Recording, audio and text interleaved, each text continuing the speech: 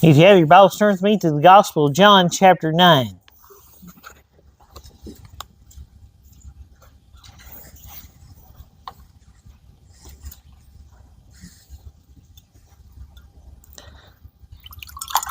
There are multiple times in the Scriptures where we find in the Gospel accounts where Jesus heals people that are blind. And this is one of those cases. Gospel of John, chapter 9, and we'll begin at verse 1. And Jesus passed by, he saw a man which was blind from his birth. And his disciples asked him, saying, Master, who did sin, this man or his parents, that he was born blind? Now that seems to be the case with a lot of folks nowadays, doesn't it? You think because something has happened, it's because somebody's done something wrong. Well, that's not always the case. Now, there are times that we do get ourselves into messes and troubles of the sins that we commit and the messes that we make. But this is not the case here. Much like the case with Job. It wasn't because of what Job did that all those things happened. They were a temptation of the devil. But in this case, we're going to see a reason why this man was born blind.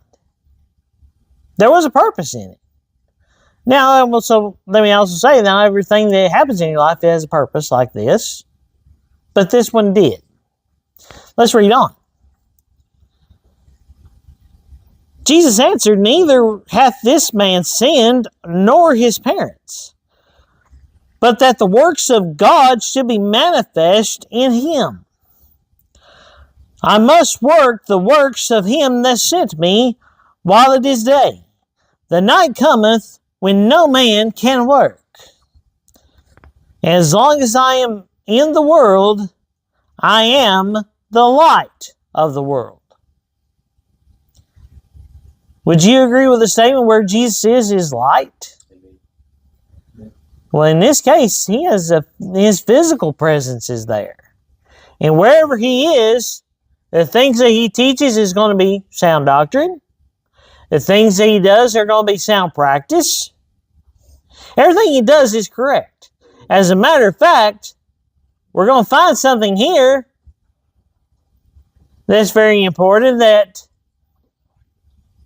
let's read on and see what happens.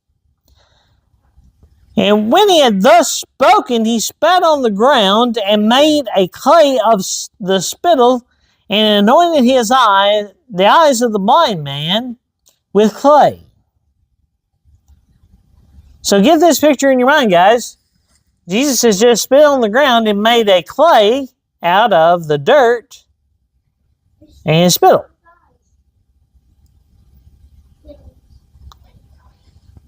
And he's put it on this blind man's eyes. Now, I'm sure many of you might be thinking, what's going to happen here? I mean, how's that going to help? You got to remember who Jesus Christ is, for one. He's King of Lord of Lords. He can do whatever he pleases. To tell the whole truth, he could have spoke it, and that man would have been made to see. Do you agree with that? Do you think Jesus had the power to speak it and it happens? But he doesn't here. And he said unto him, Go and wash in the pool of Siloam, which is by interpretation sent. He went his way, therefore, and washed, and came seeing. So now this man that has been blind and been begging because he's blind, he didn't have the systems you have here in the States today.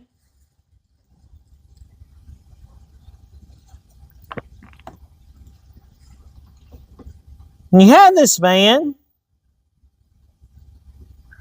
he's now able to see. But when Jesus did the work, he couldn't see. That's key to what we find in the next couple of verses. The neighbors, therefore, and they which before had seen him, that he was blind, said, Is not this he that sat and begged? Some said, this is he. Others said, he is like him, but he said, I am he. So there's some of them that think this is somebody that looks like the guy was begging, but it isn't him. Is there any cases where you see that in today's world that Jesus Christ is not who he said he was, or not able to do what is said? Think about this. You remember when Peter was in the prison and they prayed that he'd be set free?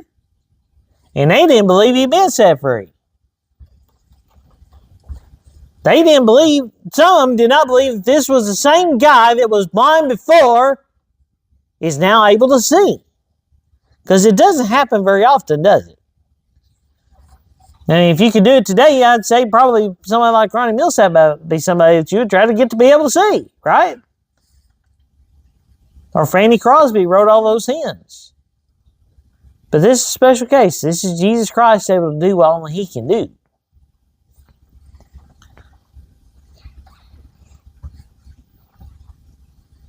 Therefore said they unto him, how were thine eyes opened? He answered and said, a man that is called Jesus made clay, and anointed mine eyes, and said unto me, go to the pool of Siloam and wash. And I went and washed, and I received sight. Then said they unto him, where is he? He said, I know not. Why would he know?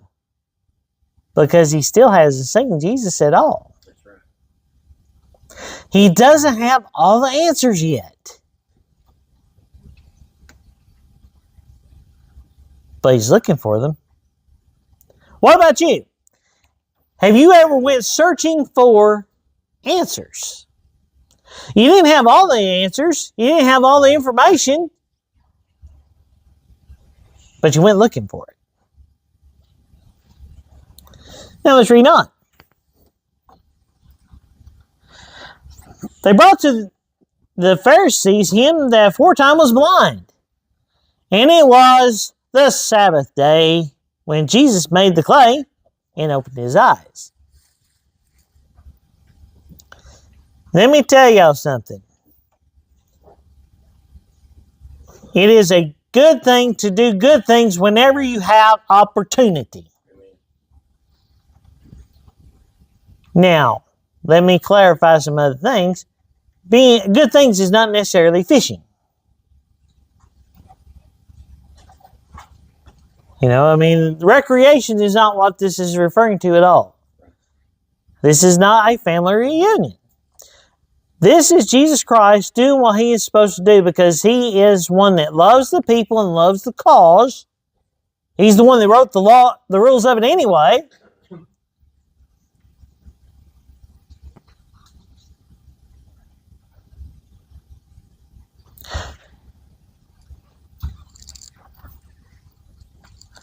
Then again, the Pharisees asked him how he had received his sight. He said unto them, he put clay upon mine eyes, and I washed, and do see. Now this is the second time he's had to explain this. The Pharisees do not care. They're looking for opportunity to accuse. Let's not ever have that kind of attitude when we're in the church or in the house of God. Because there's no place for it.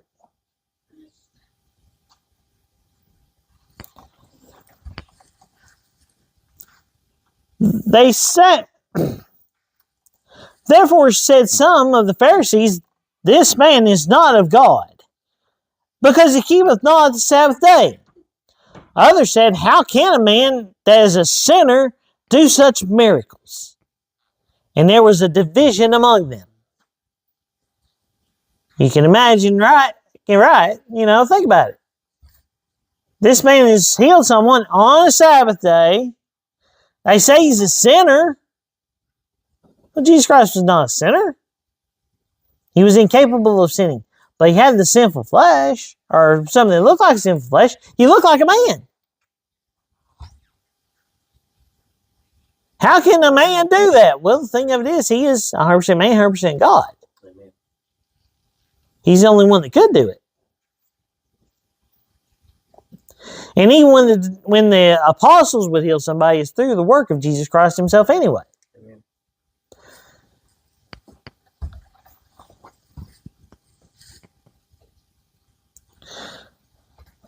Then say unto the blind man again, what sayest thou of him that hath opened up thine eyes? He said, he is a prophet. Now this man is getting closer and closer to the truth, isn't he? Now, was Jesus Christ a prophet? Yes, he was. In a sense. He was more than a prophet, though, wasn't he? But think about when the woman at the well, when he told her that thou hast had 5 husbands, the one you're with is not thine, she said, I perceive that thou art a prophet. That's what you think of when you see this, right? The man doesn't have all the knowledge yet, and the Pharisees are trying to figure out a way to get rid of the problem.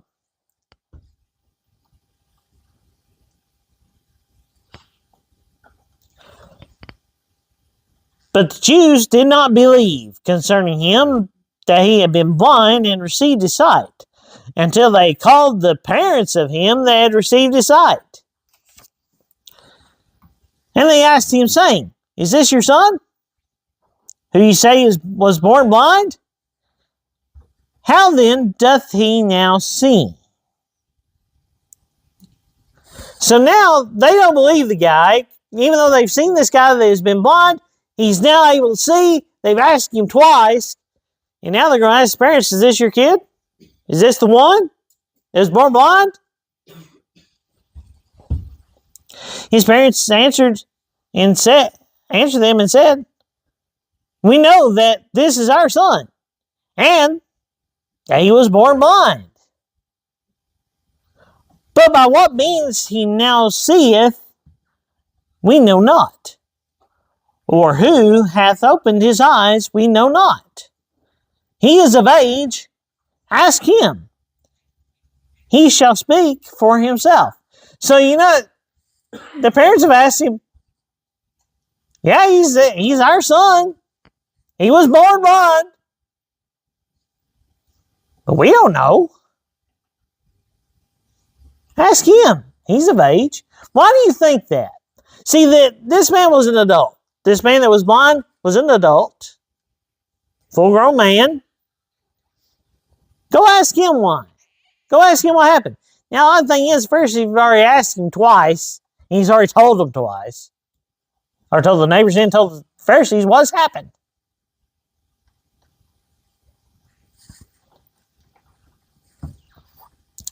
Now, why do you think the parents said that? Let me tell you something. If you have the truth, you will never be popular. And there are times it may even get you put out. Let's stand tall for what the truth is, in spite of what the repercussions are that we perceive. But let's see why, because these words spake his parents, because they feared the Jews. For the Jews had agreed already that if any man confessed that he was Christ, he should be put out of the synagogue. Therefore, said his parents, he is of age, ask him. Okay, he's old enough, you ask him, they don't want to get in trouble. Yeah, is that way people are today? They're faced with a decision to tell the truth, and they kind of wilt under pressure. How about us? Are we any different? Not really.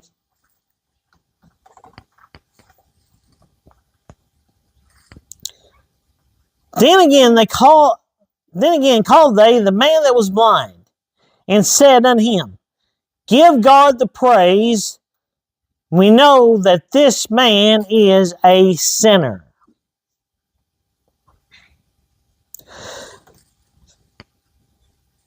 Now, I want to say something. They are categorically correct. We should give God praise when something like that happens, don't you think? They didn't mean it. But to tell the truth, it's not a bad idea. It's not a bad point. When God's been good to us, we should give God the praise, right? And we should mean it. They didn't. Because the next thing they said he was a sinner. So this is the second time they've said that Jesus Christ is a sinner. Because they don't get it. And to tell the truth, up to this point, this man that was blind don't get it all either. And he answered and said, whether he be a sinner or no, I know not. One thing I know, that whereas I was blind, and now I see. Does that sound familiar to you? Have you ever heard that anywhere? Have you ever been spiritually blind and been blessed to see because of the work of Jesus Christ? He was blind, now he sees. He can perceive something, right? He gets it a little bit. Let's read on.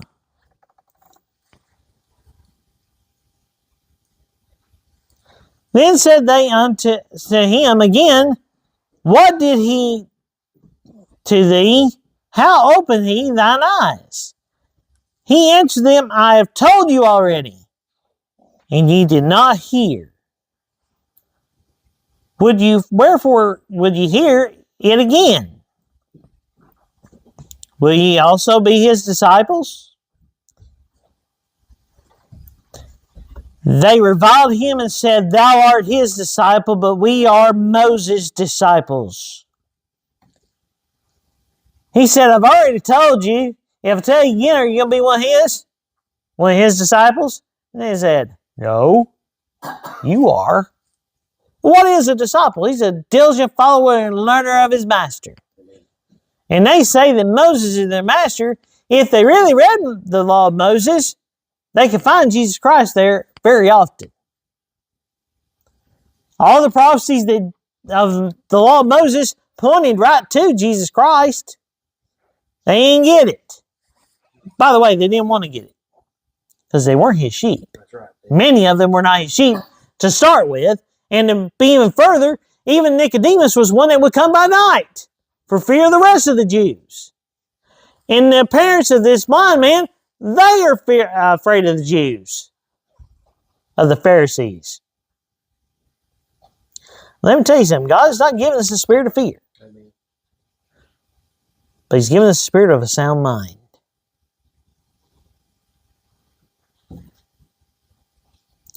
And it appears this man's getting a little more sound in his thinking, don't you think? As we're progressing. We're building to a point. We know that God spake unto Moses, as for this fellow, we know not from whence he is.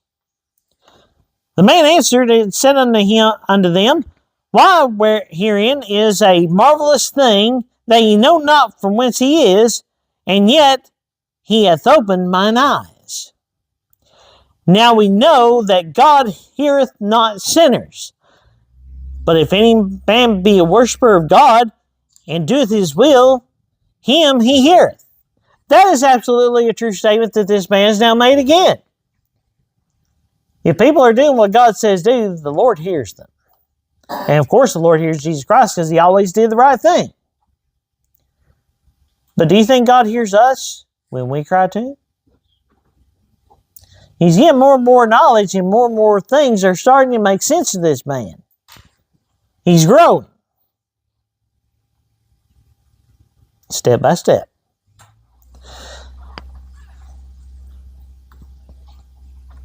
If this man were not of God, he could do nothing. They answered and said unto him, thou wast altogether born in sins, and dost thou teach us? And they cast him out. So this guy is telling the truth this whole time, and they couldn't figure it out. Maybe because they weren't his sheep. When they couldn't figure it out, they threw him out. Don't be afraid of being thrown out of the social of America. Because they didn't get it. We don't get it either. We do not need to be politically correct. We need to be biblically correct. And this man knew one thing in particular. He was blind, now he sees. And it's got to be of God. Can't be anything else. He's getting it, right? If the church is going to grow, it's going to be because of God. If we're going to have things happen that needs to happen, it's going to be because of God. And can God produce also miracles in this time? Absolutely. I think we should be praying for those. Praying for doors of utterance. But there's some folks in this church we need to pray for. You got one show me something you need to pray for tonight. I'll get to it. Don't worry about it. Getting there. Jesus heard that they cast him out. And when he had found him, said he unto him, Dost thou believe on the Son of God? He answered and said, Who is he, Lord, that I might believe on him? So now he's interacting with the Lord Jesus Christ. This is the first time he has actually seen him. Right. And the Lord asked him, Do you believe in the Son of God? And he said, Tell me more. That's basically what he said. You know, in American 21st century vernacular, he said, Tell me more. Let me know about it. And Jesus said unto him, Thou hast both seen him, and it is he that talketh with thee. You've now seen the Son of God, and you're talking to him. And he said, Lord, I believe. And he worshiped him. That is the point. If you know the truth, if you were once spiritually blind and now spiritually see, it doesn't matter what the world thinks. Amen. It is your job to worship. Amen. You know the truth, worship. You know the Lord, worship. And the only way you know the Lord is if he knew you first from the foundation of the world. That's another subject for another day. Salvation, eternal salvation is of the Lord alone. You can't know him unless he knows you first, but if you know it and understand it and feel him in your heart, you need to follow him and be a worshiper of him. We've talked about Job recently, and Job lost it all, but he worshiped. And by the way, he worshiped before. Because if you read the time before he lost everything, you'll read that he went with his family and they worshiped. That's a good thing, right? Amen.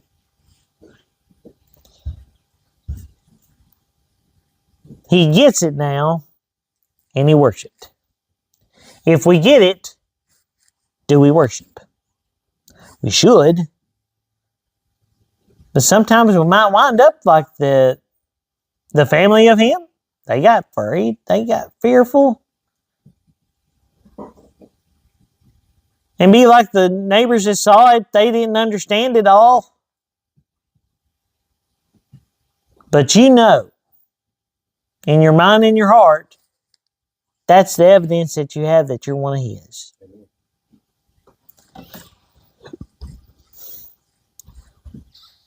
The term, a theological term for this is justification by faith. Your faith can hold on to Jesus Christ. And folks, if you strengthen that faith, it can hold to him in the darkest hours. The justification by faith does not have any bearing on the justification that takes you to heaven. It's an evidence that you have him that's given to you in this life. See, let me tell you something. You're not going to need faith once you get to glory. You're not going to need hope either.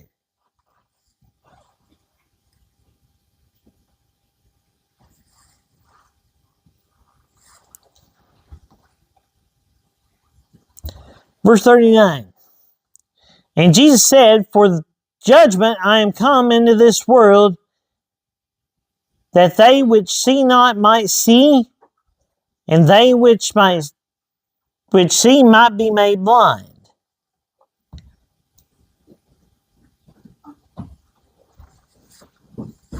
And some of the Pharisees, which were with him, heard these words, and said unto him, Are we blind also? Spiritually speaking, yes, they were. Yes, they were. Couldn't see. And Jesus said unto them, If ye were blind, ye should have no sin. But now ye say, We see. Therefore your sin remaineth. Now my question is, does Jesus Christ always have the thing you need to see? What did he tell the church at Laodicea? Seek for me for eye salve. Does Jesus Christ have that? Does Jesus Christ have what you need to see now as the church of the Lord Jesus Christ, as individuals in his church? Can he provide you with a spiritual sight just like he provided this man with his natural sight?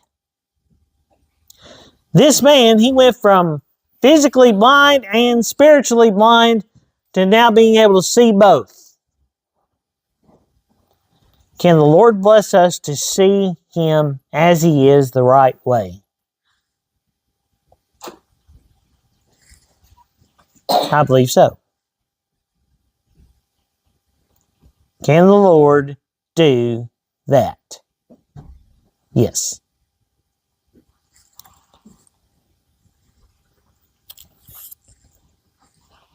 So let's be as he was.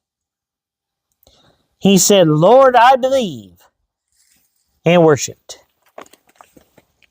Can we worship in the same way? May the Lord bless you and keep you is our prayer.